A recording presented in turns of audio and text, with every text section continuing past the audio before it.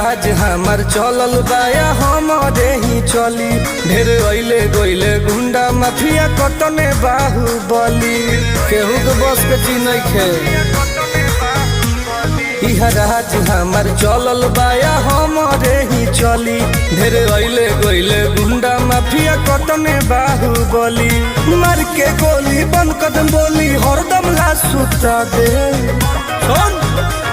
माहौल जवन बदली ओके दुनिया से उठा दे माहौल जवन बदली ओके दुनिया से उठा दे।